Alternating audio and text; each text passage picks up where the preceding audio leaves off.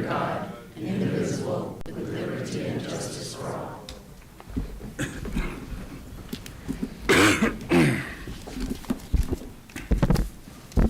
Moving on to item B, adoption of the agenda.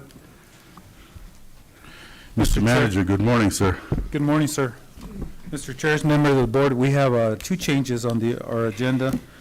If we could table study session item number 1 for a future board meeting. Okay. And can we please pull out item number 3 from the consent agenda into action items, please? Okay. Thank you. Thank you. At this time, I'd like to entertain a motion to adopt agenda with tabling item 1F and moving item 3 from consent agenda to action items. I move to approve the agenda. Okay. Second. I have a motion and a second. Any discussion? Hearing none, all in favor? Aye. All opposed? Motion carries. Okay. We have quite a few speaker slips. Our first one is Robert Paulson.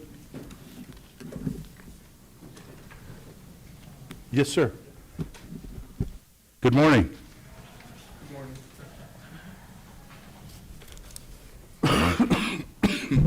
Good morning. I'm Robert Paulson. I live at 11 Azteca Court in Nogales in the Patagonia Ranch Estates area.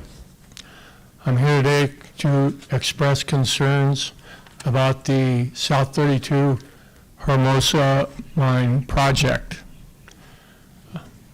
My wife and I have lived here for about 4 years, and when we came to this area looking for peace and quiet and some extra room for animals and nice scenery, and it's a beautiful area.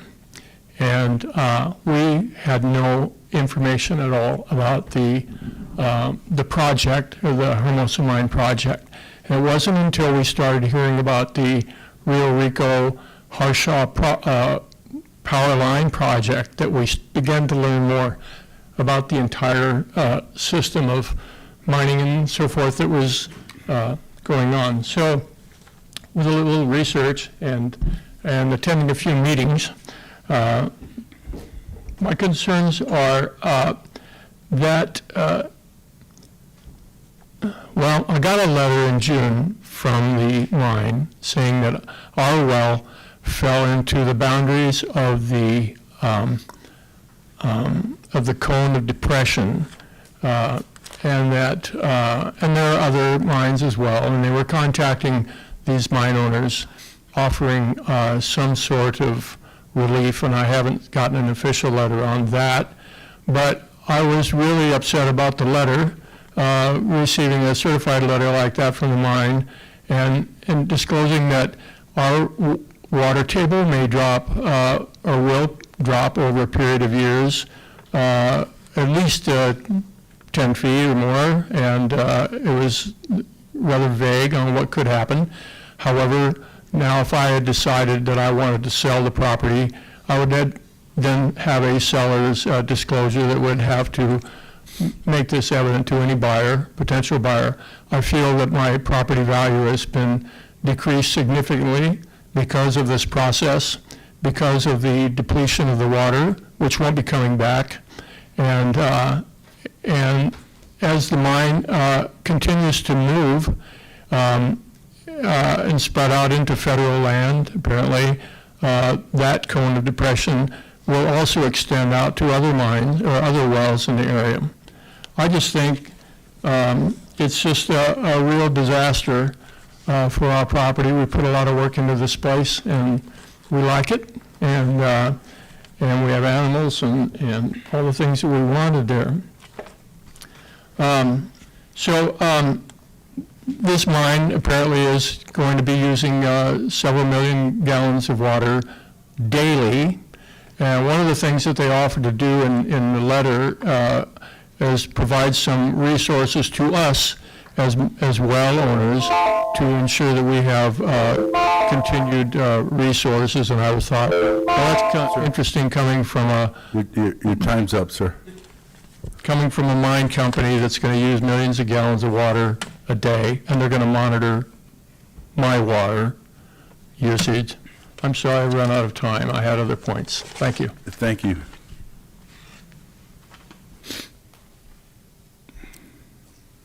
Next, we have Lori Larson.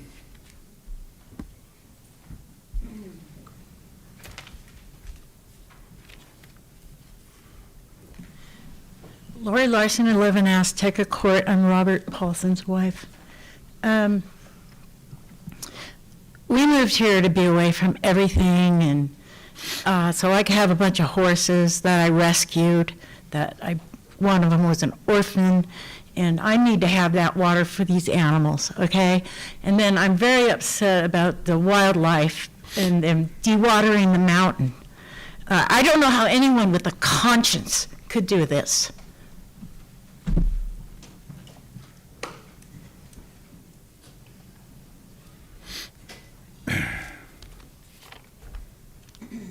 Next, we have Becky Ball.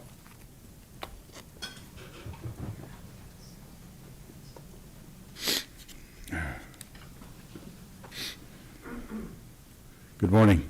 Good morning.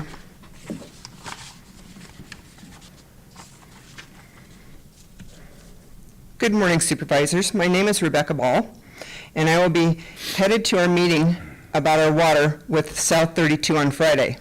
We will be listening to what South 32 has to offer us.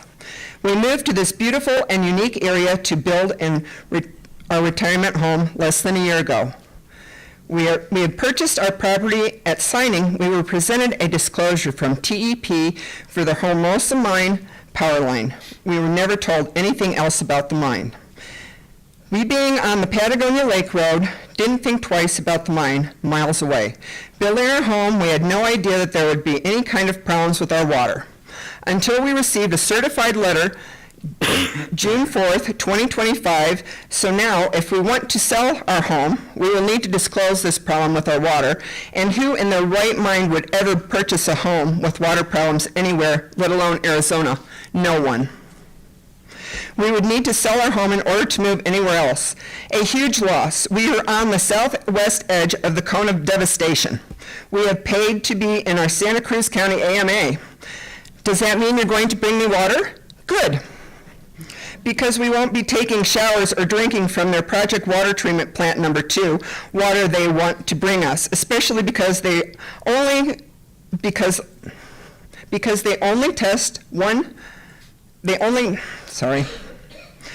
the water that they want to bring, especially because they are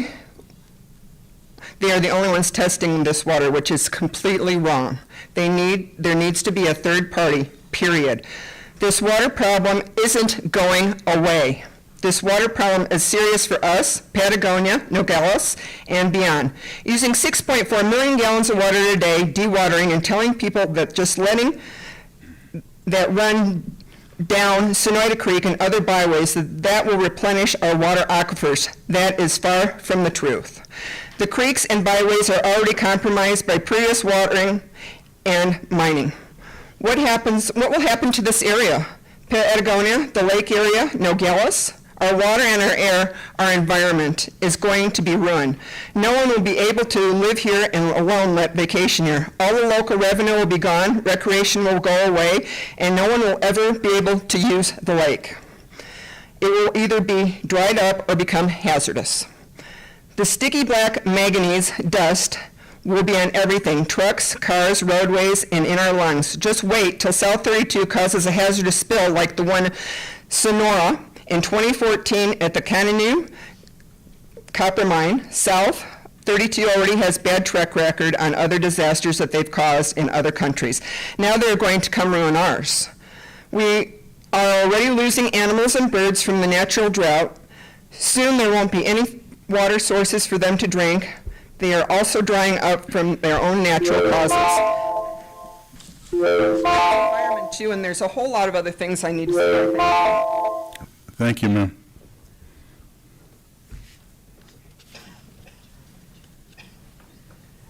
Johnny Stellar.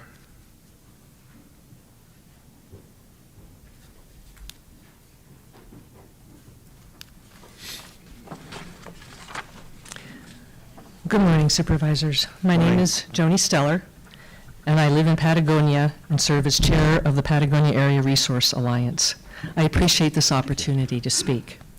We are concerned about the Communities and Protection Benefits Agreement process and your consultant.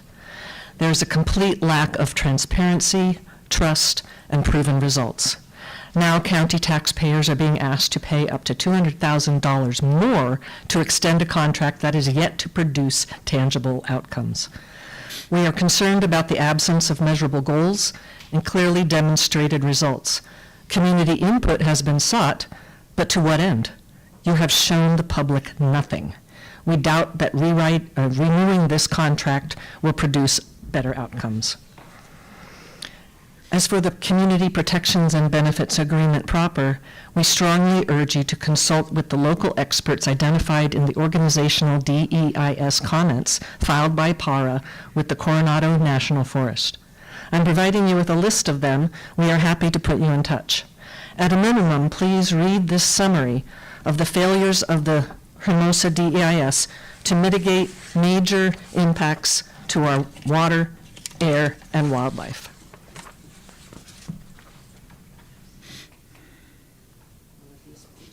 Thank you. Thank you.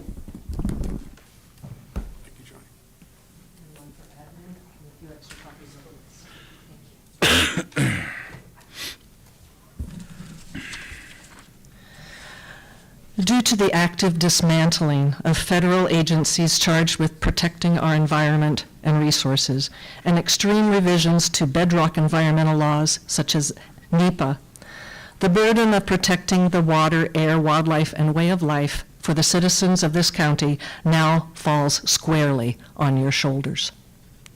You, our elected representatives, are what stands between your constituents and environmental catastrophes that South 32 is known for around the world. Their legacy of poisoned aquifers, toxic air, and severe health problems is well documented. As you hear here today, South 32's actions are already impacting people's lives, their water and air. South 32 is offering temporary fixes for centuries-long impacts. To believe they are hollow promises and expect them to do better this time flies in the face of reality. Consider what's at stake. There is nothing more vital to the future of this county than clean air and water. Nothing else matters if these are lost. Data just released by NASA reveal a shocking loss of precious groundwater in Arizona. We need to get serious about protecting the water resources this mine will impact, protecting the air this mine will pollute, protecting the wildlife habitat this mine will destroy, and protecting the human lives, communities, and nature-based economy this mine threatens to demolish. You are our last line of defense. Please don't let us down.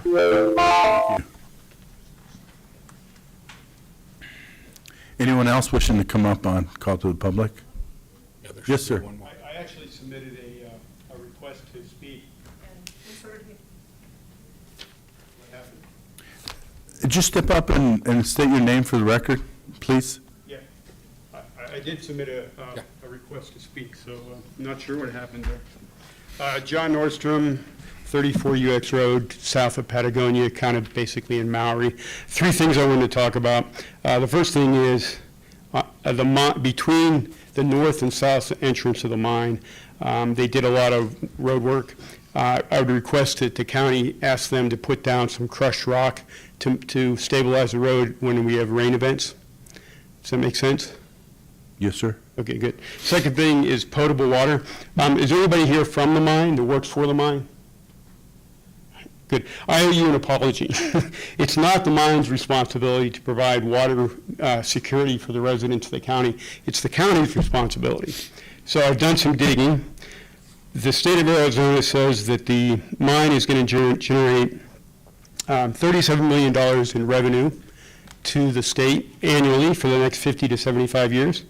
That's $15 million of that's going to go to the county. This is according to the state. Now, you guys may have a difference of opinion, but if you calculate the net present value of that, over 5 years, it's $165 million to the state and $67 million to the county. So my question is, where's that money going to go? And it better go to providing water security for the people that live in this county.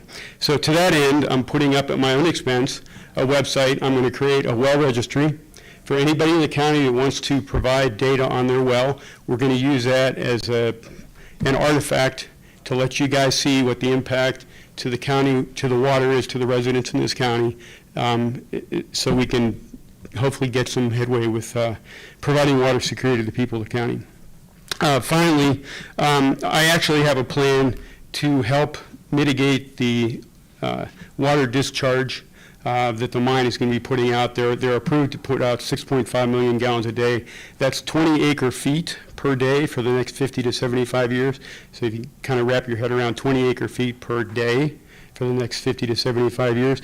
I actually have a plan to discharge the water in a more responsible fashion. What the mine's doing now in terms of the tributary to Harshaw Creek and Gold Bomb Canyon is irresponsible, and it does not provide an equitable discharge of the water across the entire region. I have a plan to solve for that, and I'm going to hold the federal government accountable. That, unfortunately, that's not your problem, but I'm going to hold the federal government accountable for discharging that water in a responsible manner. That's all I had. Thank you. Happy to talk to anybody afterwards, or you guys if you want more information. Thank you, sir. I think there was one more person. Anyone else? Yes, sir. I also filled out a call to the report. Your name, sir? John Ball, Nogales.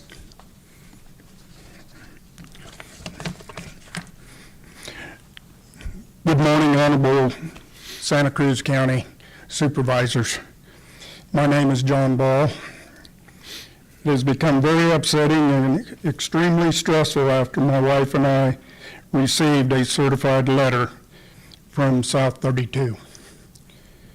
We moved here 2 years ago and bought our property and built a brand new home that isn't a year old yet. Now, with South 32 using all of the precious water, they are wanting to monitor our well. It is obvious what the aquifer is going to do. Taking millions of gallons of water per day, we are in a drought, and it will take hundreds of years to refill, maybe. It is the citizens of Santa Cruz County, if the citizens of Santa Cruz County are lucky. We didn't move here expecting this. Patagonia is a beautiful place to retire and enjoy the rest of our lives. But with what South 32 is doing will ruin the landscape, streams, environment, and Patagonia Lake, along with everyone's water that is in the Kona Depression. They also will ruin habitats for all the animals and birds. Recreation, hunting, fishing, biking in the area will be interrupted. Loss of revenue is what that will create.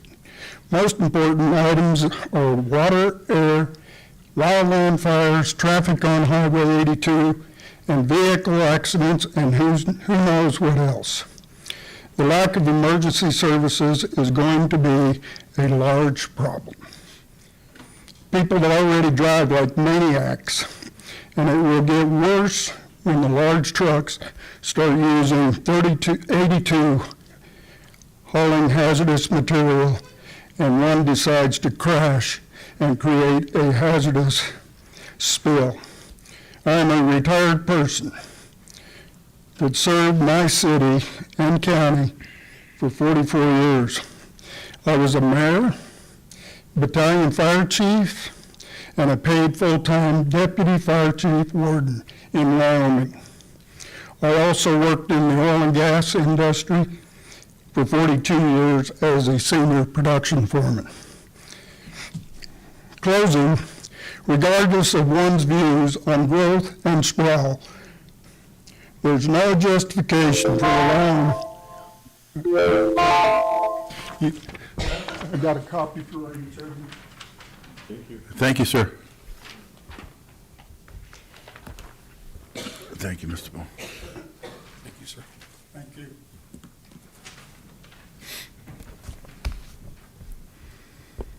Anyone else wishing to come up?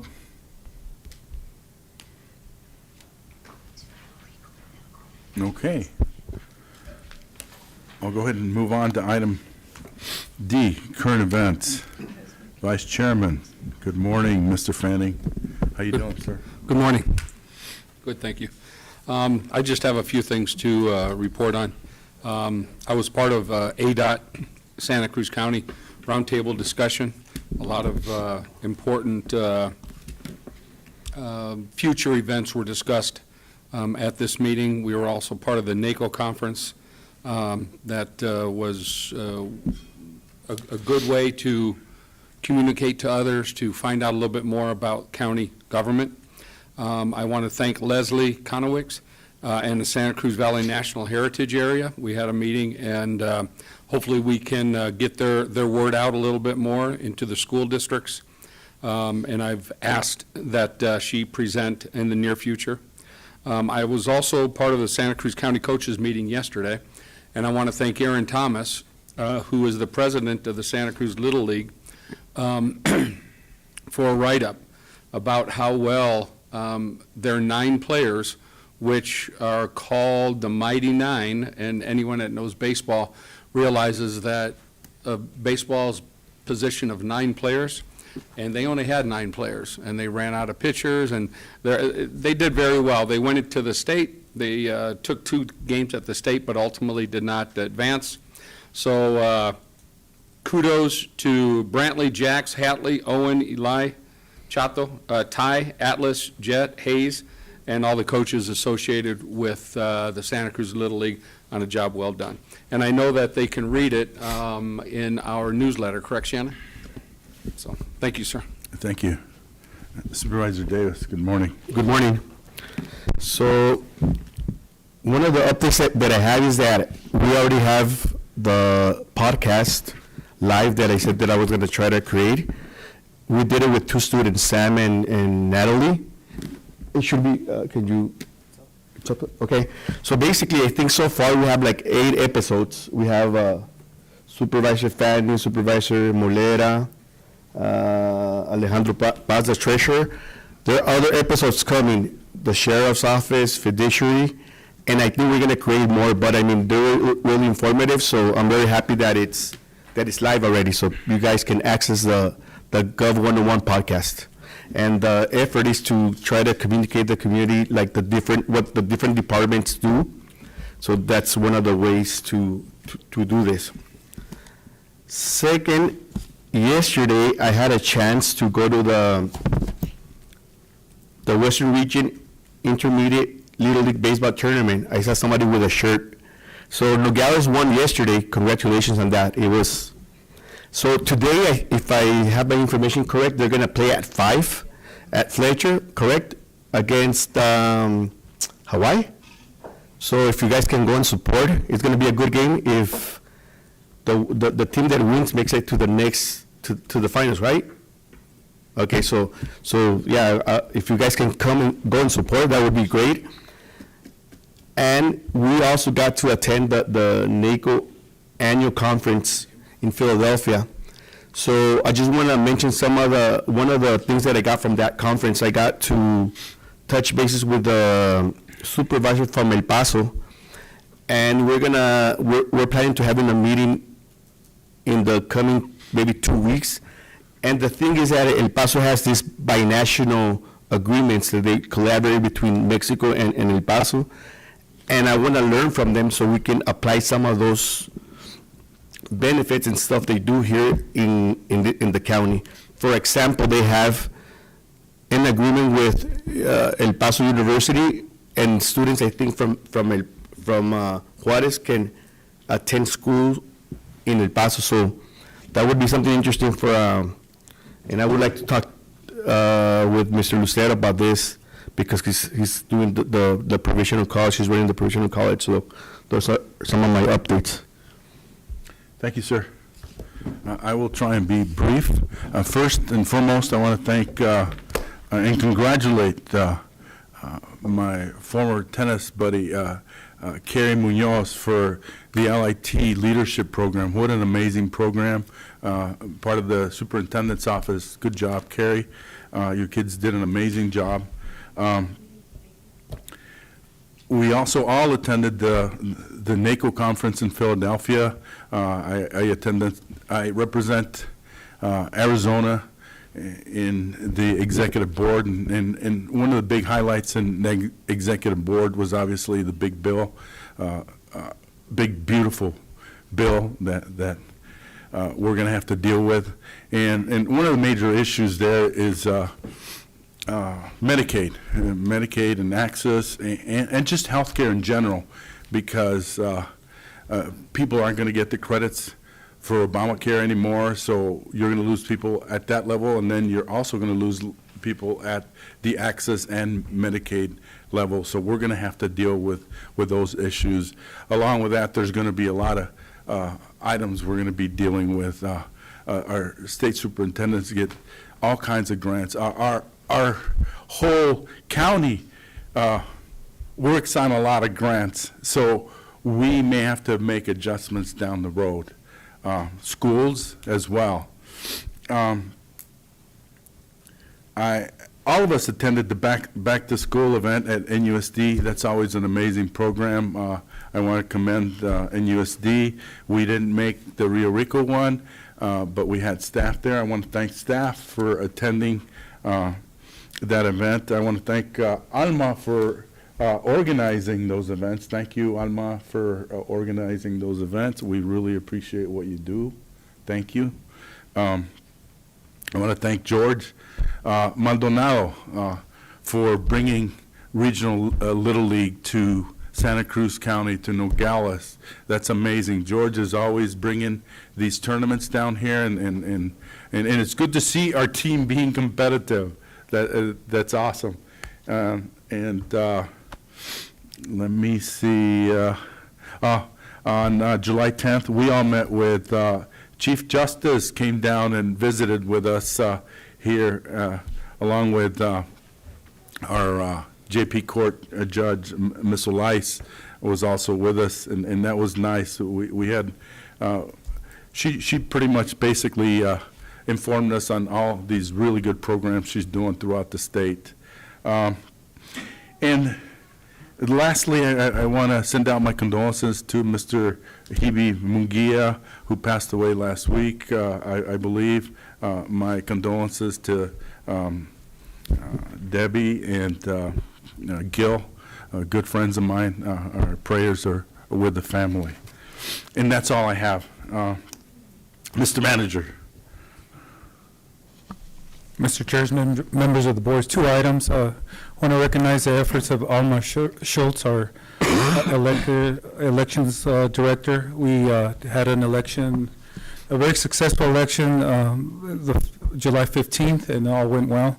I just want to recognize her staff. The second thing that I wanted to let you guys know is we had a open house to discuss the budget. We had it for after the prior Board of Supervisors meeting. We had a meeting all day. We were able to inform some of our constituents. The boards will remain until we adopt the budget. So if anybody needs more information or just wanting to understand our process, please reach out to us. We'll be either Finance Department or the Board of Supervisors. Thank you.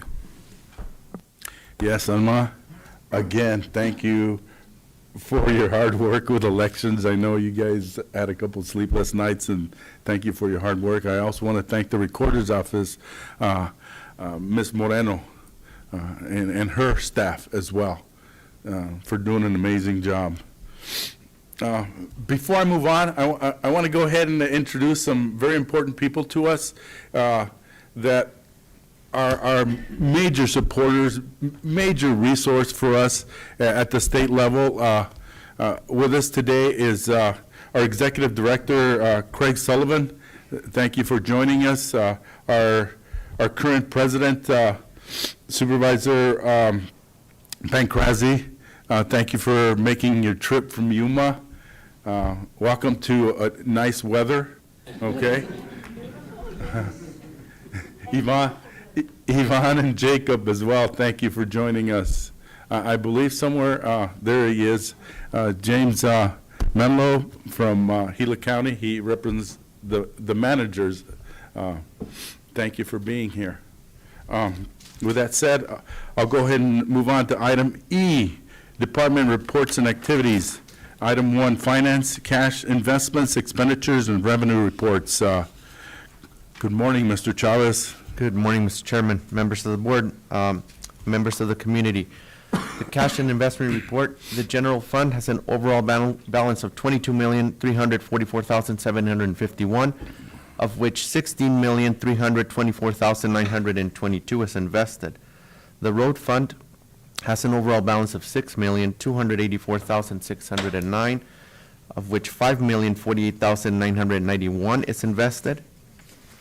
And our flood control district fund has an overall balance of $2,861,335, of which $304,289 is invested. And our jail district has an overall balance of $5,299,241. $4,336,886 is invested. Total for all funds, $60,471,379, with investment amount of $28,105,572. So we have an estimated end of the month balance of $9,803,590. I also have an additional report, Mr. Chairman, members of the board. This is a year-end report. I'll just summarize where we are with the revenues. This is a year-end report. There's still the 60-day accrual period. That's pending. That is going to change the revenues and expenses that we're going to be processing for the next 2 months or next month and a half now. But I just want to touch us on the major revenue sources for the county where we're at. For our property taxes, our real estate taxes, we're at 94% collected, which is a good amount that we've been able to collect. We're at $16,273,247. Our vehicle license tax, we're at 138% over the collection, what we've anticipated of collecting. We budgeted $1.8 million. We've collected $2.4 million so far. Our county have sent tax revenue is also up based on our projections. We've collected $4.3 million of that. And then our state shared sales tax revenue, we've anticipated collecting $6 million, and we're at $6.8 million on that. The rest of the report provides you a summary of all the expenses, mainly the general fund, what we've budgeted for and what we've expended so far, and the percentage of those different departments, what they've used. And then all our special revenues, which are about over 200 funds also there as well. I'll be more than happy to go over any of that information if you like. Any questions, gentlemen? Thank you. Thank you. Okay. We'll go ahead and move on to item 2, departments. Any of the departments wishing to come up? Mr. Treasurer, Mr. Paz. Shocker, I know. Good morning, Mr. Chair, members of the board, and members of the public. 2 quick updates, because you'll get me for a longer period of time a little later in the meeting. The lockbox, I'm going to reiterate again what it is really quickly for those who haven't heard about it, but it is a service that we're looking to obtain through PNC Bank, where the constituents will be able to mail their checks directly to the lockbox facilities at PNC Bank. They will process their checks, so that will minimize the delays that our constituents are experiencing during tax seasons, like they are in every county. And then once the PNC Bank officials process those, they will send us a transmission file to process into our treasurer's tax system to update their parcel payments and make sure that they are reflecting accurately. The benefits, again, to this is that our checks that are being mailed to our office will be redirected to the PNC Bank. They still have the option to send them directly to us, but they can be sent to PNC Bank, where it will, of course, like I stated, decrease the processing time for that check, so we will minimize and avoid a significant amount of NSF fees, stop payments, or calls to our office checking in on the status of their payments. So as stated before, we go by posted date. We have a system in place, but this will help mitigate the processing times, as well as allow our staff in our office to focus on all the other responsibilities that we have to do during our high tax season. So this is mainly through October and December and March and May, where we see the increased volume that we're trying to minimize for everybody's sake. Setting it up, though, is a lengthy process. It does include a lot of testing with the bank and with our IT as well. So we are hopeful that we will get it completed in time to get that information out in this year's tax statement. But for whatever reason, if it does not make it, it will be a service that will be provided for the next tax season to come. We are also now going into a pilot program with what was formerly known as CoreLogic. They're now known as Cotality. What this company does is really much the largest servicing provider for all banks and mortgaged homes. So anybody who has a mortgage with a bank, the property taxes are paid through Cotality. The constituent will not make us a check directly or come pay us. It's part of their monthly payments that they do in their mortgage, and then their mortgage provider allows Cotality to send us those payments, first installments and second installments when they are due. We receive a transmission file, like I stated, that matches the amount received from the Cotality, and then we enter that into our treasurer system to update their parcels as being paid. This pilot is to focus on those non-escrow accounts. So everything else that does not have a mortgage on it will have the option to do the same type of service, which will also decrease our processing here within our office. It'll prevent delays and ensure that our constituents are making timely payments, as well as decrease the amount of parcels that are delinquent or sold at auction. So how this will work is similar to how we currently receive our mortgaged files. So the constituents will be able to set up a profile with Payit, who is a third-party vendor Cotality is using. It's 3 easy steps. All they need to do is register and confirm identify their property. They save their payment mode, whether it's credit, debit card, or e-check. And then they provide a confirmation. They will instruct that vendor on when to pull and how much to pull. If they want to do the first full half, the second half, and what dates. They don't have to worry about it again. It's taken out of their account. It's then sent over to the treasurer's office, and we process the payment for them in our office as well. So it's a new service that we are piloting. We are one of 2 counties in Arizona that are doing it, but 40% of the country is already on this service, making it a lot more streamlined, a lot more effective, and a lot more transparent for everybody involved. So just wanted to provide those 2 quick updates, and I will be providing more updates in the next meetings as we progress through these 2 transitions. But any questions in the meantime? Gentlemen? No, thank you. Okay. Thank you. See you later. Thank you.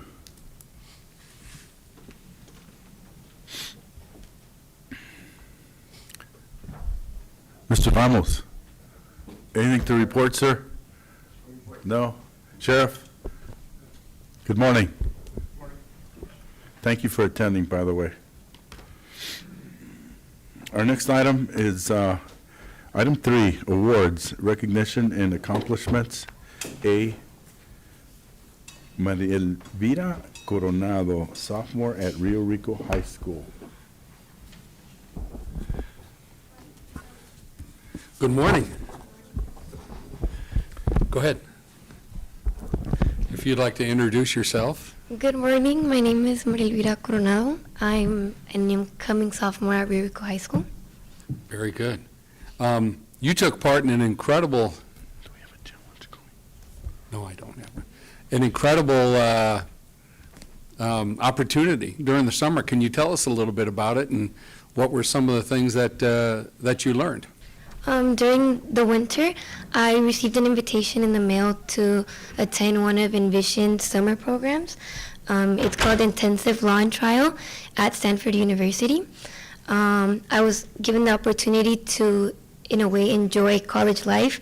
I was able to have a roommate, stay at a college dorm, eat at one of Stanford's dining halls, and even have lectures with Stanford professors.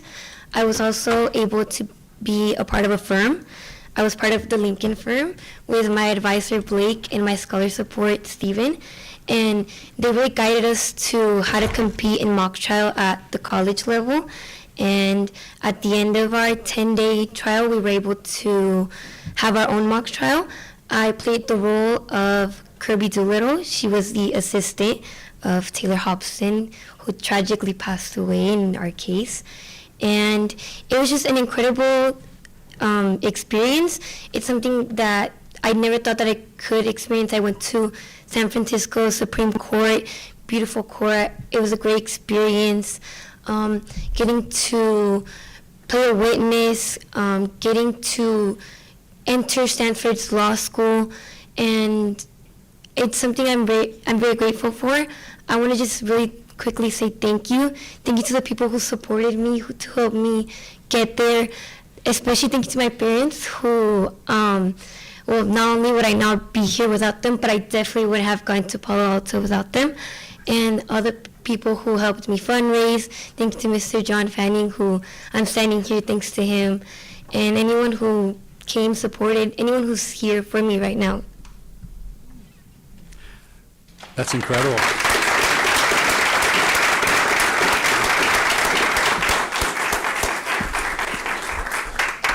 I always ask this question. How old are you right now?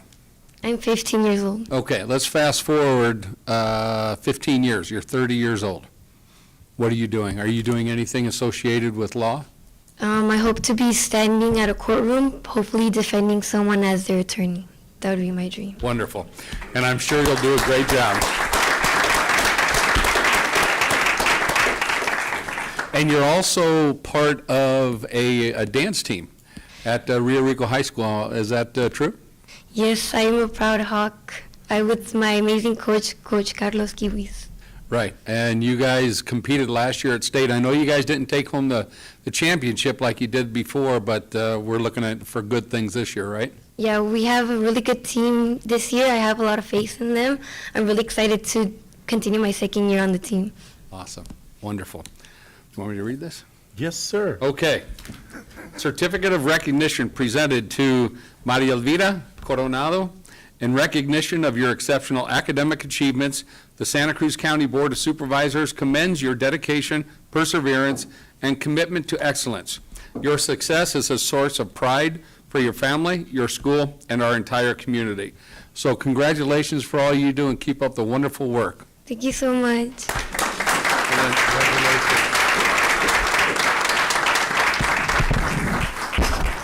And we're going to take a picture up here real quick.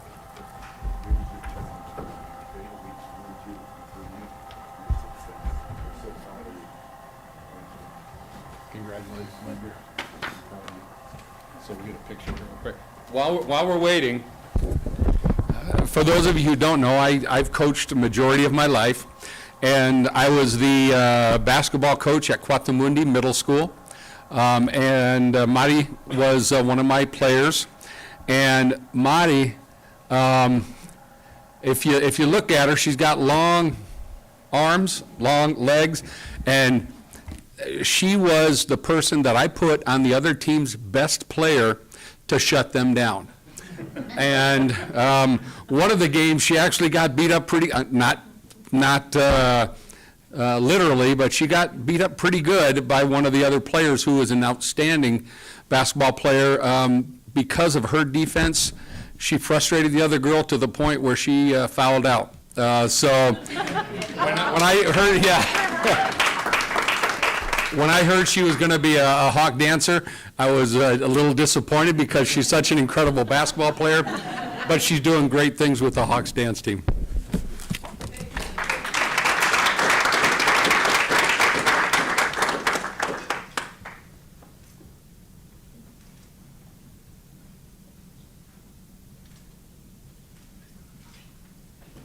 Congratulations.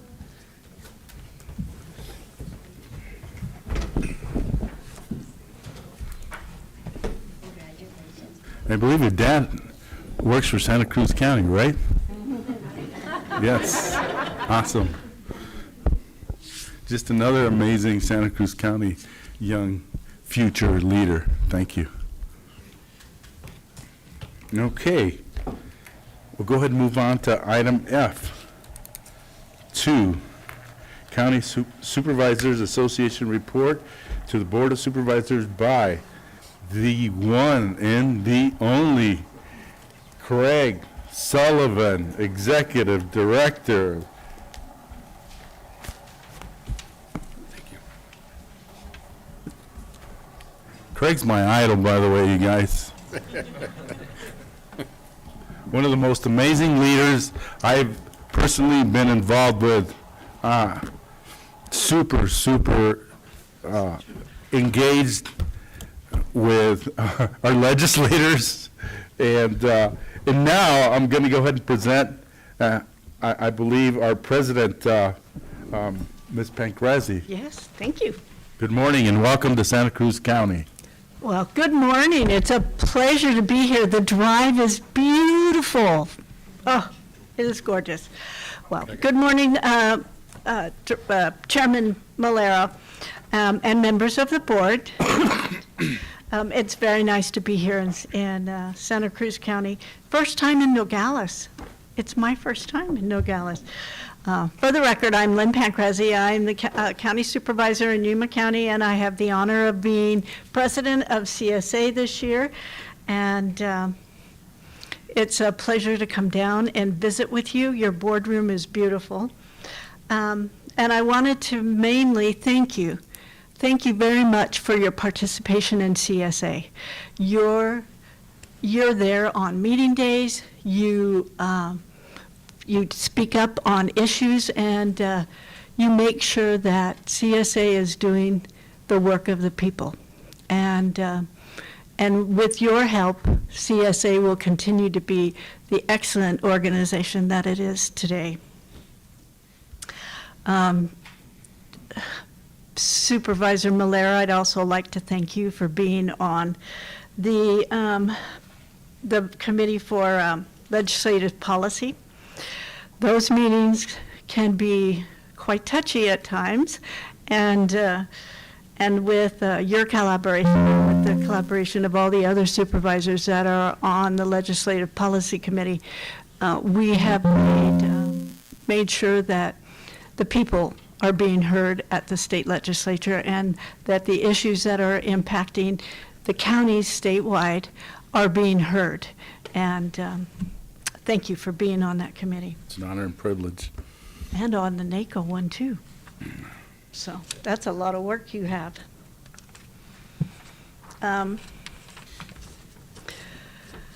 Today, joining us in the back are staff from CSA. Brandon? Okay. Brandon he can tell you anything you want to know about the retirement systems in the state of Arizona. He has them down pat. And he works very hard to make sure that counties our retirement systems are held in good standing and are solvent. Next to him over in the other is our Director of Hospitality, Yvonne. She is the face you see when you come into CSA. She does all kinds of work that other than that, but she always has a smile, and she always directs you wherever you need to be, and seems to always know what's going on. So, and where's Jacob? I lost him there near in the sunlight. Jacob is our Director of Legislative Affairs, and let me tell you, he works with legislators and is got such an impressive relationship with them that on both sides of the aisle. And he is doing an excellent job for CSA and making sure that the needs of the counties are being heard and taken into account. He not only helps prevent legislation from being passed, getting the legislation passed, but he also works with the legislator to understand, to amend his bill or her bill so that it meets the needs of the counties that it's going to be inflicted on. So he does an excellent job. Oh, and before and you know him. I'll introduce him. I know it. We'll introduce him in a second. He is the master. We want to remind you that CSA is being hosted in Yuma County this next year, and we look forward to seeing you there. And it's from October 25th to the 30th, and encourage you to come because it's the most important meeting that CSA has, and I know Yuma County has 2 legislative proposals already that we're going to present at that meeting. So, and without any other ado, I want to introduce Craig Sullivan. He is the executive director of CSA, and he is amazing. He makes me work on the airplane coming to and from things. He is quite a taskmaster. On the way down, he's going, I think you should read over your notes one more time, because he knows I get nervous. So anyway, but he is amazing, and my presidency and CSA are very, very fortunate to have him. And now he's going to say all the stuff that we've gotten done this last year. Well, thank you. Yeah. Thank you, Madam President.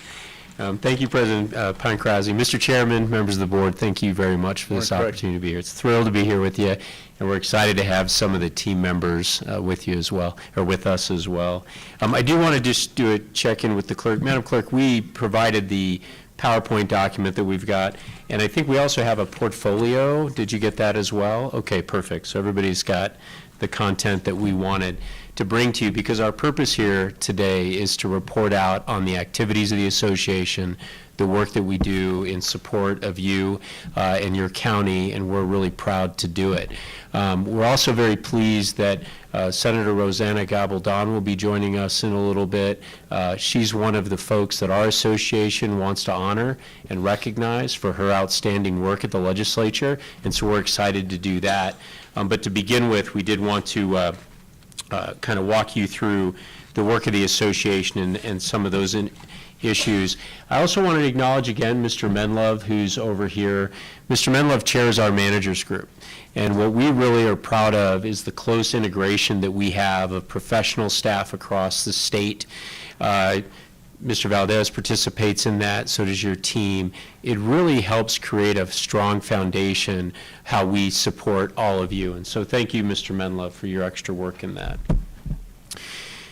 So the document that we gave you, that is a report of the association, has a lot of content in it, but I'm not going to go through everything. I'm going to bounce through some slides, and I think, Madam Clerk, do I just indicate to you folks here when we want to move? And I'm happy to answer any questions, but our purpose is just to touch on some of the key things, educate folks in the room about what we've been working on, and answer any questions. But the first thing that I just want to check in for folks is kind of who we are, right? The association is a collaboration of the 15 counties across the state, and we were put in place to create a centralized staff back office function supporting all of you to do intergovernmental work. We're nonpartisan. The work we do is all about research, policy development, and supporting decision-making here at the county as well as the state legislature. So it's an intergovernmental office, and that matters a lot because of the, oh, thank you. Yeah, that'll help. Because of all the various interests that affect you here locally, and we just did a little diagram on the right, the court system, the state legislature, federal agencies. Counties don't operate in a silo. They're affected by all these other policy-driving entities. Backing up. We're supervisor-driven, so we're very proud to have the 61 supervisors in the state serve on our board of directors. We do have an executive committee. Mr. Malera, you served as our president not too long ago, and we're very proud to have you in that position. and thank you very much for your ongoing role in our Legislative Policy Committee. But we are driven by your participation. And to our new supervisors who have come on board, I want to thank you for stepping up and being involved and adding your voice to our conversation. It's really been our pleasure to onboard you and welcome you, and we look forward to serving you as we go forward. So I'm a little bit trigger happy here. So we'll go through some of our service lines, and this is just a compilation of what we characterize as capacity development and information sharing. So we use our board meetings that occur monthly to bring in policy experts, legislative leaders, other technical professionals to dialogue with all of you up in Phoenix, and we really learn. It's where we provide a lot of information sharing. Very importantly, we do serve as the county's representatives on various task force in an intergovernmental capacity. And you see some of the key appointments that we have listed for you there on the left. PSPRS Advisory Committee, Resiliency and Mitigation Councils, we served on the Governor's Water Policy Council, and other things. And so this is just an efficient way for us to connect with state lawmakers and state activities on your behalf, and we really enjoy doing that. In the orange, we listed what we call affiliate groups. These are our partners, the county professional groups that meet and we help support as well through our presentations. And I mentioned the good work of the Managers Association, which is really foundational to what we all do. Now, talking a little bit about our data and analytics function, you see a lot of the results of this, but it's really a foundational thing that we do to make sure that we have good information to inform decision making. You all know very well that good decisions require good information. So our team, and Brandon's part of that, and Vanessa Fielder and Zoe Averill back at our office in Phoenix, they spend a lot of time just building out information and analysis. Our database has grown to almost 8 million data points. And what is that database? We are mining publicly available data in the counties, state agencies, and other places that we can bring in to use in our analytical function. And it has supported a lot of the work that we've done in terms of developing surveys and put interactive databases, other analysis that we do. We've also been working on partnerships with the Board of Regents. Our team has pulled in about $1.4 million in grants to support research-based studies that help address county issues. And so things like workforce challenges are a key area. Currently, we're working on procurement-related items, and we're looking at some new ideas that we'll roll out in the fall. And so we're very excited about how we've been developing this analytics function. And in a nutshell, it delivers a lot of product and a lot of content. But what it does is it focuses on these questions. How does county government work? And you can see the products that we developed over the last year. These things are all available on our website. It answers questions about how policies impact county operations. Most notably, we developed an analysis of what a specific law did in Cochise County as it related to demand on the public defense function.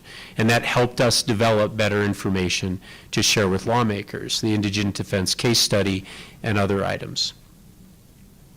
We're looking at what's happening in the public sector workforce. We are importing data to get a sense of trends, particularly in the law enforcement area, to better inform all of you as policymakers.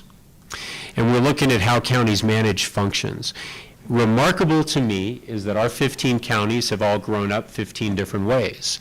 And so what we've been doing, particularly working with management, is to survey and identify how different counties are doing different things, including as it relates to the court system. So we just can get better eyes into the operation of county government and see where there may be opportunities for efficiencies or best practices. Now, this information is available in a lot of work that we do and is on our website, but if you've tried to mine some of that, you've probably found that it can be difficult to do it. It's a mountain of data. So right now we're working on our website to develop an improved platform for getting information out to all of you. So we're very excited about how that's going to unfold over the course of the fall. We want to get information out to you and your professional staff so you're able to leverage what we're building at the association. Now, we'll transition a little bit into the legislative session, and as President Pancrazzi mentioned, Jacob works a lot on that with me and with Caitlin King, our legislative liaison. And I'll move through this fairly quickly, but a couple of key takeaways. There are hundreds of bills that touch county operations every year. And so we really have to invest in reviewing them all, analyzing them, getting direction from our supervisors on how to engage legislators, and then working with lawmakers on what those policies mean. Counties are in the Constitution as political subdivisions of the state, as you all know, to deliver state services. And so having a partnership is critical, and our support on the legislative side is how we help support you in that regard. So I'm going to talk a little bit about the state budget. It always has a lot of local touch points. But what this shows you is a visualization on the left about how the state spent new money over what they call the baseline. And you can see it was largely invested in economic security, Department of Corrections, transportation, infrastructure, K-12, things like that, where you'd expect. What's important here, supervisors, is that the legislature didn't put any real money into ongoing expenditures. What it did is it focused on one-time expenditures. That's a good thing in terms of the projects that they wanted to capitalize, but what it means is that they've not invested in key structural issues that need to be solved, and we're going to talk about a couple of those.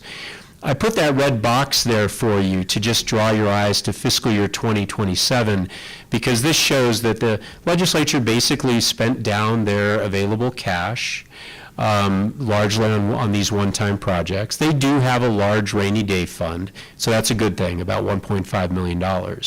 But as you know, with the recent enactment of the federal legislation, H.R. 1, there will be policy changes that affect the state government in the near future, and that will affect their structural balance and their programming going forward. And that matters because counties are directly connected with the state on many programs, and we are always concerned about cost shifting, right? We don't want to put more pressure on your property taxes for state policies that need to be handled at the state level. This is an additional list of where the state put a lot of one-time money, and it won't surprise you. Corrections officer stipend, law enforcement salary adjustments, capital projects, child care subsidies were a priority of the governor, and other local distributions. Now, these are some key issues that I wanted to bring forward because they're relevant to the counties. I mentioned that the state has not been focused on ongoing solutions, and that's materializing again on this probation issue. So probation officers are state employees and they work in the court system, but they're here in the county. And there is state funding that is allocated to pay for their salary increases. The legislature has only been allocating one-time money for increases in those salaries.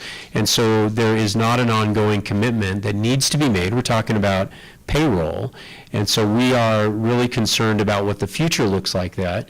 No doubt the legislature has funded their obligation in the next fiscal year, but we're really going to need to see an ongoing commitment and ensure that that expenditure is not shifted into the county general fund. So that's been an exposure point we've looked at. Our team worked on a reconfiguration of the Juvenile Dependency Proceedings Fund. This is something that will ensure that you'll get a grant every year to support juvenile dependency proceedings here in Santa Cruz County. And the legislature did make sure to fully fund their share of the JP salaries, which we had identified that their fund was short due to some policy changes they made, and they were able to put more monies in there. The long-term care system is a very important item that your constituents should be aware of. This is the county contribution to the state match for the Arizona long-term care system. This puts enormous pressure on your property tax here. It only went up 10 million, and I say only because we've seen years where it's gone up significantly. This was 10 million across all 15 counties. We really need to monitor this as we go forward. This is an exposure point for your county and can crowd out other resources that you want to invest in other programs. And I highlighted at the upper right There was a small change to the correction officer's retirement plan, a increase in the employer contribution, and that was funded by the state at about $1 million, so that's a good thing. But that's an issue that I anticipate we're going to continue to look at and work on in the next fiscal year.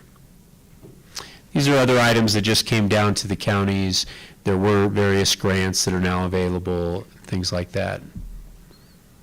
I highlighted this just to show you how specific member allocations mapped across various counties, and there were resources in each county, but it all kind of varied. And this is because the legislature is doing a ground-up budget where they're basically allocating money to members and saying, where do you want to put it? And so what that is good for is when they are hitting particular priorities that a county may take to them. What it's not good for is we're not funding specific activities statewide on kind of a fair basis, and so some things get missed. Now, a couple more slides for you. We do run bills for the counties. These are the 4 that we ran this year, and they're basic government things. Changes in the post-conviction relief proceedings process, how we deal with registered sanitarians, extending the waste tire fee. So very basic items that we have to run through the legislature. This slide highlights the diversity of policy areas that our team works in. And I'll tell you, I'm very proud of how our team hustles to study these bills, analyze them, and get direction. It's remarkable to me the number of moving targets at the legislature that change public policy here at the county level. But this just kind of gives you a sense of all the stakeholder groups that we get involved in. And similarly, what we did here is we mapped bills that passed to those policy areas.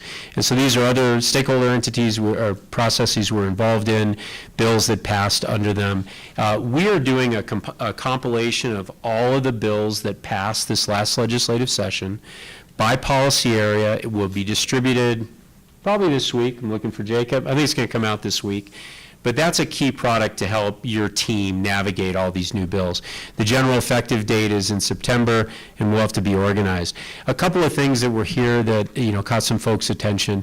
There were changes to auxiliary dwelling unit policies. They made changes to the cities last year, and they brought similar changes to the counties this year. We were able to get a lot of amendments on the bill, but it's something your team's going to have to pay attention to. And then there was focus this year on the Treasurer's Office. And as you all know, there was a significant issue here in Santa Cruz County.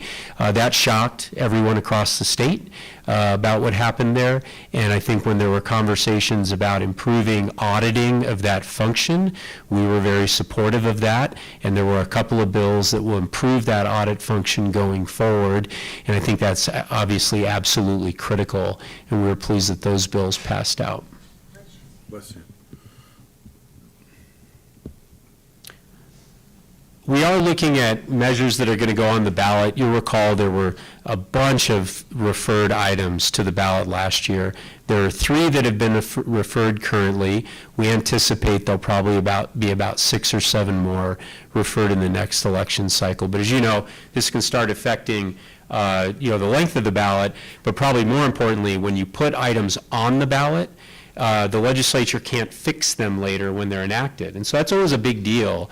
And we always encourage them to exercise, discretion when they put items on the ballot. And Supervisors, I wanted to try to quantify here some of the work from last session, just to give you a sense of the magnitude of activity. So what we did is we just quantified the work that we did at our Legislative Policy Committee, the outreach meetings that occurred to help get the message out. The legislature is constantly turning over with new people, and so we always have to do education. And then the number of testimonies that our team did to represent the counties in committees. And so almost hit 40. We'll set a goal for 40 next year. But this is really how we are helping tell the story about what bills mean, and it's core function of what we do. These are the reports that will be coming out. And then I'll just do a final thing here. We are getting organized for next session, and so we are going to have our policy summit, as President Pancrazi mentioned, in Yuma. We encourage you to submit any items that you'd like to have considered by our August 4th deadline. Even County Manager, if this is just telling us that you've got something coming and you're going to formalize it, we'll get it in the process. We're happy to serve you in that capacity, but we want to get busy doing our due diligence on any policies that you would like to see in the next legislative session. We love serving you in that capacity. So with that, Mr. Chairman, I did just want to close as well with just a quick commercial about the portfolio I gave you. I do encourage you to look through this as well. This highlights a lot of the products and visualizations that we put together on behalf of the counties, and it'll just kind of help you see how we tell the story over at the state capitol as well. Thank you very much, Mr. Chairman. I really appreciate all the time. I would be happy to answer any questions. Thank you. Gentlemen, any questions? I just want to say thank you to you and your staff. I know that Chair Moleta said what a wonderful job that you do at the state level, and your team as well. And thank you. My learning curve is starting to decline a little bit because of the information that I've received. So thank you. Well, it's our pleasure. Thank you, sir. Yeah, good morning. Well, Good morning. thanks for having you here. Just a quick question. So, like you said, CSA has a lot of information, right? It could be overwhelming, and there are a lot of changes that are taking place. We don't know what's going to happen with the budgets and all these bills.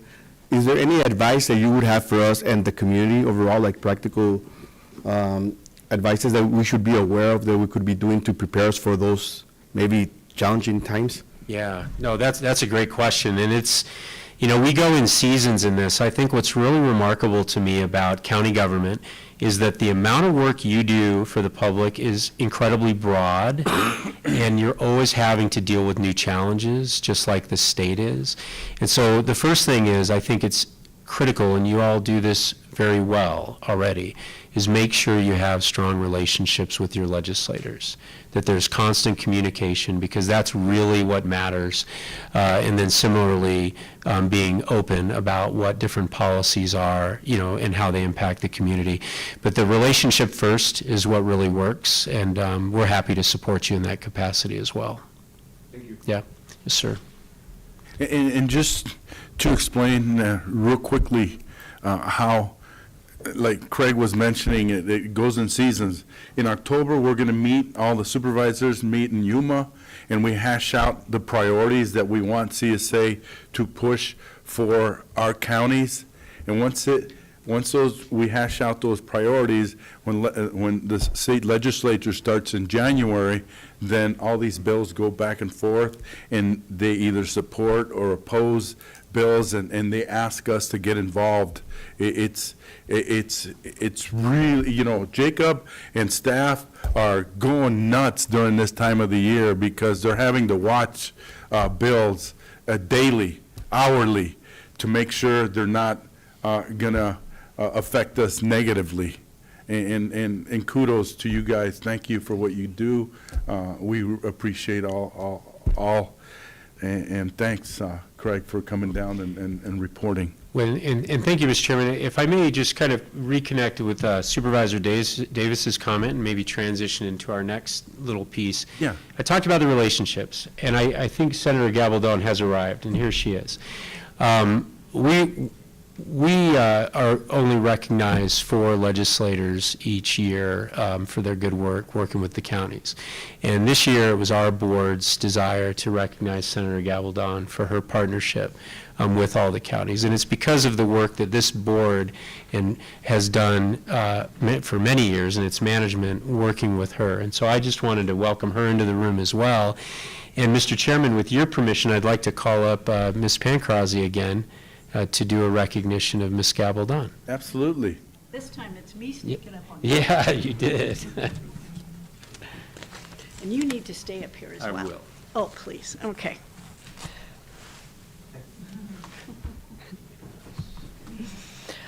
I had the honor of serving with Senator Gabaldon in the State House.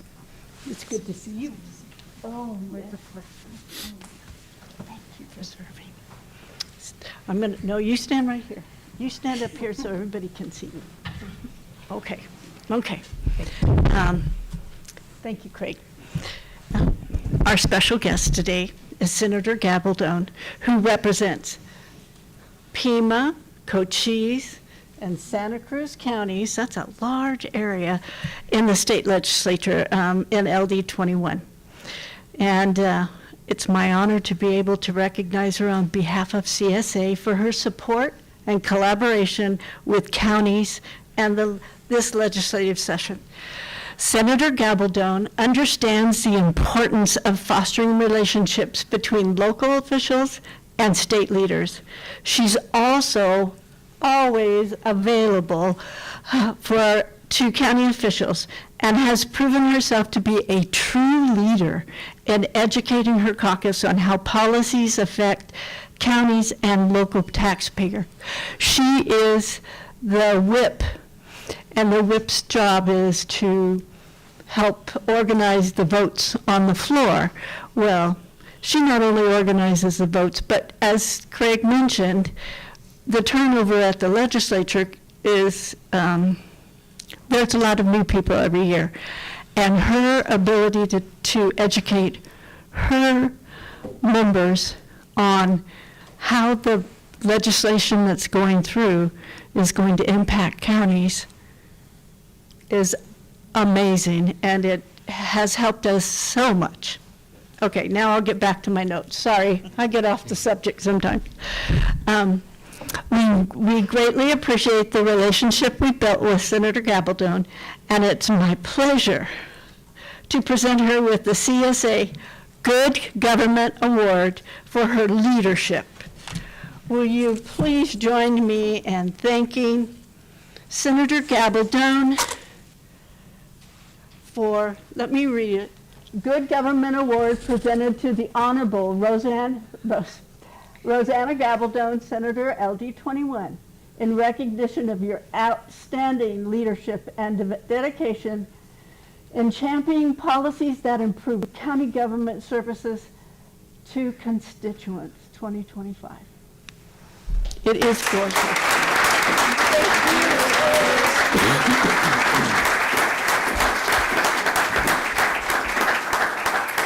Oh, yeah, you guys need to do a picture with her. Yes, yes, definitely, but if Oh, you, your if turn. you may, I'm sorry. please.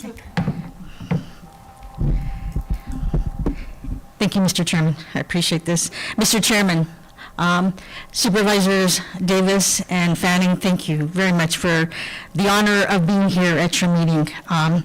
I cannot even begin to say how wonderful CSA has been. Every time that they ask for a meeting, I will try my best to give them the time. This is how important it is, this organization, all of you, all the counties across our state, how important it is to keep that relationship and to really understand the legislation as Mr. Sullivan had indicated. It moves very, very fast. We have strike everythings, et cetera, so bills are just incredibly complicated. But CSA is always there, willing to answer questions, giving me the tools in the toolbox during committee. If it be, I serve on public safety, I serve on natural resources as I serve as ranking member, and I serve on health and human services. All those touch our counties, and I have to say that it's very, very important that I keep educating myself as well as my caucus. And as Supervisor Pancrazi said, it is my honor and privilege to educate my caucus in regards to how bills are impacting not only our counties but our entire state. But if I may, with your permission, Mr. Chairman, I'd like to acknowledge a few individuals in the audience because they're here that have been supporting me. Yes, ma'am. Thank you very much, sir. I'd like to first recognize my husband of 37 years, Arturo. I love you, baby. Also, I'd like to recognize my very good friend, Mary Darling. She has been supportive since day one when I started serving, and she's back here trying to hide in the back aisle there. Thank you very much. I feel so honored that all of you are here today to be part of the county as well as to recognize me, and I'm very humbled, and I am very honored, sir, to serve all of you and my constituents. Our mutual constituents are very important, and I know I will be building relationships with all of you. Chairman Moleta, I know that you and I have had many conversations. I've been serving in the legislature since 2013, and it has been such an honor to serve Santa Cruz County. So I just want to dedicate this award to our mutual constituents, sir, because this is who got me here, and also CSA and Mr. Sullivan and his staff has been incredibly, incredibly helpful. Thank you very much, sir. Thank you. Thank you, Senator. Yeah. Thank you, Senator, and you're always a phone call away. Thank you for your support for Santa Cruz County. Can you come up for a picture real quickly, please?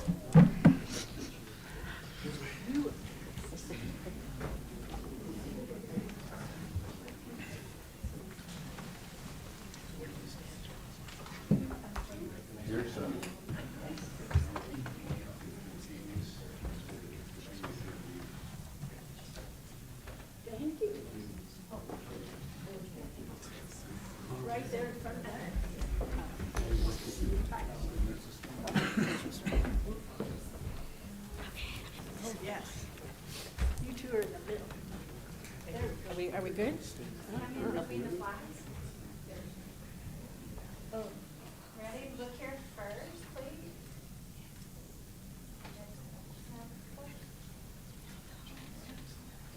I'm gonna tell you all to scoot over. Okay, all right, right, perfect. Oh, perfect. The wingman. Oh, yeah, you have to get on social media, huh? Thank you. Oh, no, that's so exciting, thank you. Okay.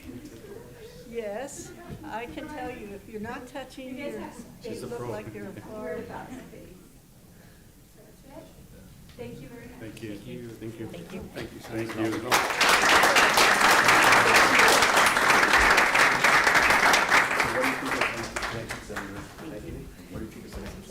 Oh, I love Santa Cruz. You? Yes.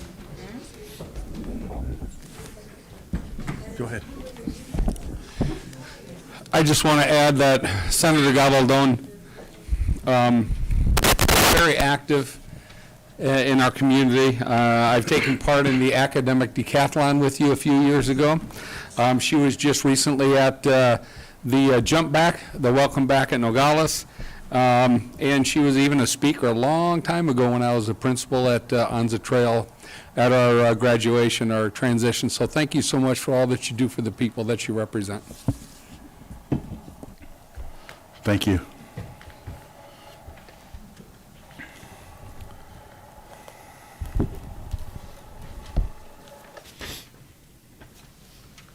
Okay, at this time, I'd like to move on to action items.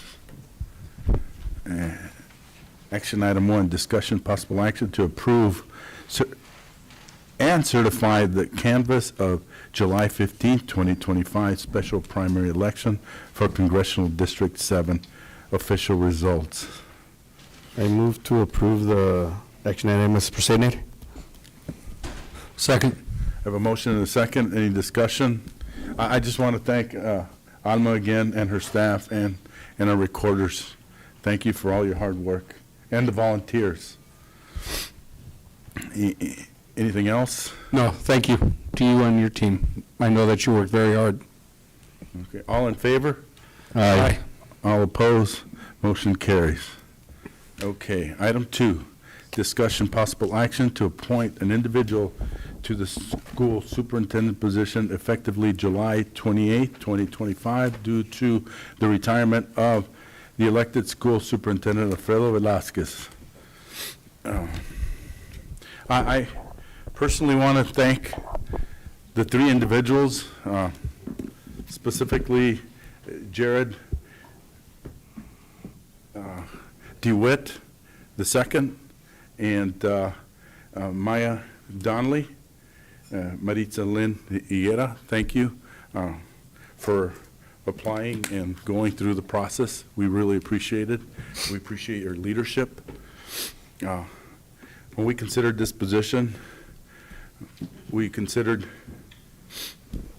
a person of knowledge of school finance, experience in management, grants, and overall enthusiasm towards the position. A fiscal agent for the school districts, a person that knows how to reconcile cash balances, make sure schools stay in compliance, and elections. School finance is incredibly complex, and so we need a person in there that can really lead us. They also set the tax rates for the school districts.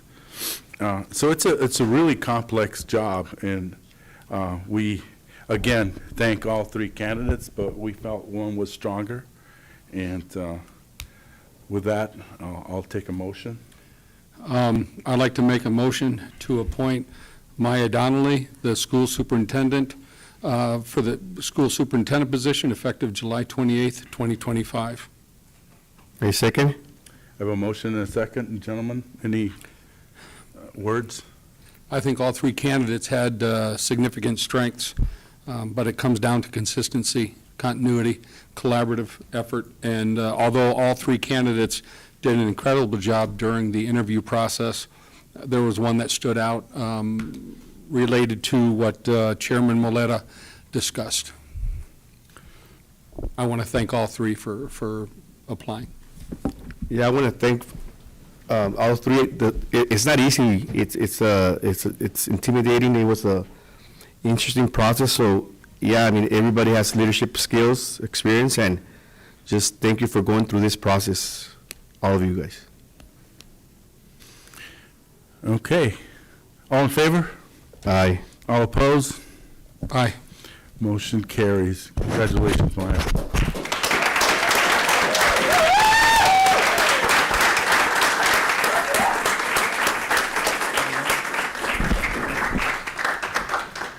Can I say one more thing? Yes, sir. I want to add one more thing, that there was quite a few emails that came through on behalf of our candidates, and I want to let everyone know that we looked at those and thoroughly investigated those not nominations, but support. So I want to say thank you to those who reached out to the county. And also, it's a position that people are going to be able to run next year. That's correct, right? Yes. As a matter of fact, December 31st, 2026, we need someone to run for that position in 2026, and I think in 2028 as well. Right? That is true and correct, Mr. Chairman. The petitioning process will start up, I believe, in March. Ms. Schultz is in March of next year. So, and any and all of the candidates and anyone else, quite frankly, can file a petition to run and speak with Ms. Schultz and her team with regards to that. But at least in March will be the early part of when you can file a petition to run for the position. The position will be open for election. There will be a primary and then the general in November. So. Thank you, sir. Mr. Young? No? Congratulations to all three. It's a wonderful position. We've had the opportunity to be there for 8 years. And congratulations to Maya. Obviously, I've had the opportunity to work with her for a while. So there's a lot of good things you can do with that office. And I'm sure that Maya will be able to take the lead and continue to do some wonderful things. Thank you. Thank you. Okay. We'll go ahead and, at this time, I'll entertain a motion to recess our general session and move into our jail district. Mr. Chair, Go ahead. we pulled an item out of the consent agenda. Oh, yeah, sorry. Item 3, discussion possible action to approve the Treasurer's Office policies and guidebooks, A through C. Mr. Paz, welcome again. Thank you. This will be a little bit of a lengthy one. I'm going to go through 4 policies and procedures created by the Treasurer's Office in the briefest form and fashion possible, because you have them in front of you. But the first one is the Treasurer's Office Department overview. And the purpose of this document is to provide all the staff of an overview of the department, the divisions within the department, the goals and outcomes for the divisions, and the overarching responsibilities. It highlights exactly everybody's responsibilities, including mine as the treasurer of the office, and then it breaks it down for you guys into the specific divisions and the roles and responsibilities, the objectives and the outcomes that are expected for each of the divisions that we are working to create within the office. They're not in official division created just yet, but we are working and practicing as if we are have those divisions officially in place. Just to kind of give some insight on this as well, the Treasurer provides leadership, fiscal oversight, compliance, strategic planning, supervision, and visioning for the Treasurer's Office. As the Treasurer, they serve as the Chief Banking Officer, the Chief Investment Officer, the ex-official tax collector, and the department head. Additionally, the Treasurer provides specific duties included that you'll see in there, but not limited to, just to highlight a few: the managing of the investment portfolio on behalf of the county and all taxing districts, that totals between $80 million to $150 million. A cash flow analysis to ensure that adequate cash on hand to meet the district needs, as well as cash analysis for districts for their budget plannings.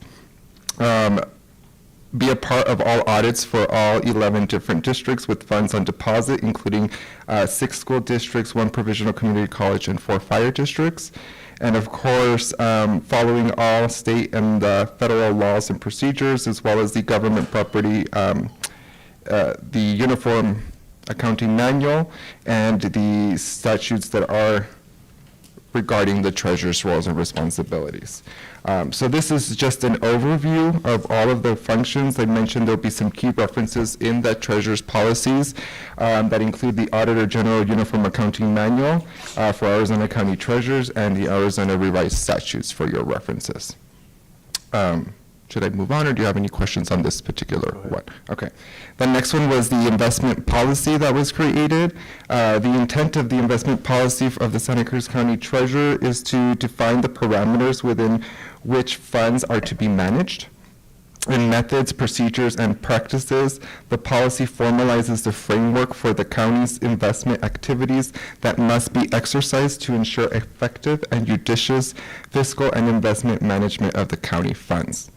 The investment program shall be operated in conformance with federal, state, and other legal requirements, including Arizona Revised Statutes, ARS 11419 and 35323. You'll see in the investment policy there are several key features in here. Our general objectives, there's 3 primary objectives, the first being safety, and that's the safety of principal is the foremost objective of the investment program. Then comes liquidity, which is the investment portfolio shall remain sufficiently liquid to meet all operating requirements that may be reasonably anticipated for the county. And then the return, which is the investment portfolio shall be designed with the objective of attaining a market rate of return throughout budgetary and economic cycles, considering the investment risk constraints of safety and liquidity needs. You'll see in more greater detail, it breaks it down even more for you what our standards of care are, which include prudence, ethics and conflicts of interest, delegation of authority and responsibilities. And one thing I did want to highlight here is the investment advisor portion, where the treasurer may delegate responsibility for the day-to-day operations of the investment portfolio to a qualified investment advisor. The advisor shall act in accordance with established written procedures and internal controls for the operation of the investment program consistent with this investment policy, current Arizona Revised Statutes, and the terms outlined in any agreement. The investment advisor may be granted discretion to purchase and sell investment securities in accordance with this investment policy as outlined in any agreement. Such investment advisors must be registered under the Investment Advisors Act of 1940. And investment advisors may not receive compensation, finder's fees, honoraria, or gifts from any member of the Treasurer's office. The investment advisor shall refrain from any personal activity that could conflict proper execution and management of the investment program, that could impair the ability to make impartial investment decisions, or that would cause an inducement with any member of the treasurer's office. Subject to any restrictions imposed by federal regulations, the investment advisor shall disclose any potential conflicts of interest to the treasurer, officers, and employees of the treasurer's office. This investment policy is also something that is required by anybody who handles investments. They will not take you on as a client or start creating any portfolios or even meeting with you without having an approved investment policy in place. And it's not just that it has to be approved by our government, but it also has to be approved by their legal team and staff. This investment policy will also be submitted to the Government Investment Officers Finance Association, which I was a part of last March, and I'm looking forward to this March again. But it will be submitted for their review, for their approval, and if it's not approved by them, the good thing is they provide you guidance and support to ensure that you have an effective investment policy. The next one is the reconciling policy. I just want to point out, under Alejandro's tenure, we were able to double our rate of return. So now the county funds are getting double the interest as before. I just felt that you guys had to know. Yes. Thank you. Thank you. And thank you because you brought up a point. Another thing that comes with this policy is the Treasurer's Office has created an investment log where we track all of our investments. That can be provided to you guys upon your request at any time, randomly or not randomly, however you prefer to do so. That investment log should always match our investment statements. They always match our investment statements, so that's our way of reconciling all of our investments between the purchasing and selling of them and their tenure and life of maturity. So we do have another process in place specifically for all investments and all assets that are being invested. The next one was the reconciling policy. This one was extremely critical. There was one step of a reconciliation done at the Treasurer's Office prior to my arrival. We've changed that. I've spoke about it multiple times to a 5-step reconciliation process where we're really looking at all angles, and we have different people doing each different responsibility so that we have more eyes on it and a great opportunity to catch any mistakes or errors or intentional acts. But the bank account reconciliation is the process of confirming that the bank statements is valid and accurate, that transactions are reflected properly in the internal software system as well as in the internal general ledger, and that the ending balance on the general ledger and internal software system are accurate. Any differences should be identified, reconciliation items investigated, and balances adjusted appropriately as stated in this policy. It's the same process for the reconciliations. Our reconciliations, once it gets to me at the 5th step, I reconcile all of the pieces, all of the investments, all of our reporting within the Treasurer's internal software and general ledger system, and they should all match and be exactly on the dot, on the penny. Up to date, they currently do. So statement matches to the reconciliations. And then lastly, so far, because we might need to implement more procedures, is the credit card reconciliation, which is similar to the reconciliation that I just spoke about, but this is specific to our credit card payments. We receive our reports daily from Point and Pay, and we match them to what is received in the wire transfer at the bank, and then we're able to process the tax payments to ADT, which then needs to be reconciled between the internal treasury system, the internal general ledger, and of course what we received in the bank. So that's a different reconciliation, but similar process as the reconciled items. I also did want to state that our office is starting. Our main focus was to get some policies in place immediately. Now we're starting to write up the procedures for everything that the Treasurer's office does. So it'll be also like a training tool for any new staff members when we hire new people, or if we lose people and we bring them from other departments, we have a reference guide on how exactly to do things. Or if something happens to me, then everybody's set up with a binder with exactly how the treasurer's office should be working and functioning. So, any questions? Yeah, I want to say something quick. Mr. Paso, you've been working very hard, so first of all, I want to thank you for coming to almost all the meetings, for the board meetings, and providing us and the community with updates, everything that you're doing, so I really appreciate that. And, yeah, I know you've been working a lot, and I know some of these policies, they're new, right? You're for the first time, or? They're actually all new. If the treasurer's office has or had some policies, I still have yet to find them. They had more or less of just instructions on processes of how to do certain tasks and responsibilities. So each of these policies were created. Thank you. Of course. And again, a reminder, these are live documents, so there will be adjustments made to them as needed, as seen fit, but they will always be brought up to the board to explain what those updates were and why they were made, so that if you have any questions, we can address them at that time. I just want to say thank you so much. The checks and balances that have been put in place, the building of capacity within your department is very much appreciated. All the hard work with you and your team. Thank you. Appreciate it. Again, thank you. Thank you for taking another step to provide oversight, reconciliation, compliance, and most of all, transparency. Thank you. Absolutely. No, thank you guys. Appreciate it. Appreciate it. At this time, I'd like to entertain a motion to approve. Move to approve of the Treasurer Office policies and guidebooks. Second? I have a motion and a second. Any discussion? Hearing none, all in favor? Aye. All opposed, motion carries unanimously. Okay, item H. At this time, I'd like to entertain a motion to recess general session and move into jail district. Need a motion? So move. So move? Second. Motion and a second. Any discussion? Hearing none, all in favor? Aye. All opposed. Item 1, discussion possible action for authorization to fill vacant detention corporal position. That's obviously a position that's budgeted for, right? Mr. Chairman, members of the board, it is a budgeted position. Okay, I'll entertain a motion. So move. Second. Okay, I have a motion to approve, a second. Any discussion? Hearing none, all in favor? Aye. Aye. All opposed, motion carries.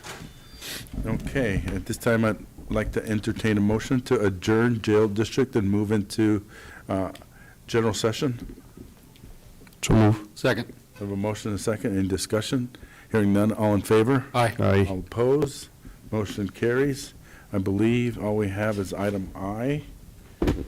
Actually, we have two executive session as well. Item I, consent agenda. Make a motion to approve the consent agenda as provided. Okay, Second?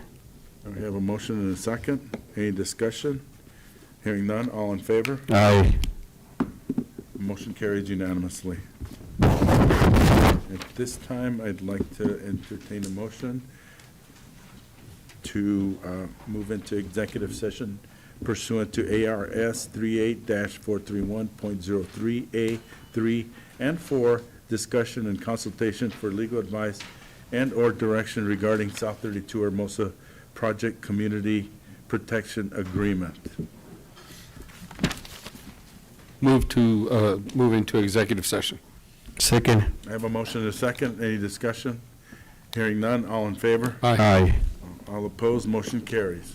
We'll go ahead and meet. You want to meet in here? Do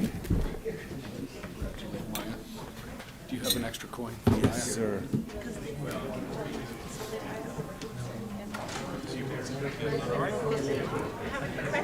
What's the question? Our grant. Okay, at this time, I'd like to entertain a motion to adjourn executive session and reconvene in general session. I move to return to regular session. Second. I have a motion and a second. Any discussion? Hearing none, all in favor? Aye. All opposed? Motion carries. I believe all we have is adjournment. Mr. Manager? Yes, sir. This time, I'd like to entertain a motion to adjourn. I move to adjourn the meeting. Second. A motion and a second. Any discussion? Hearing none, all in favor? Aye. All opposed? Motion carries. We're now adjourned. Thank you.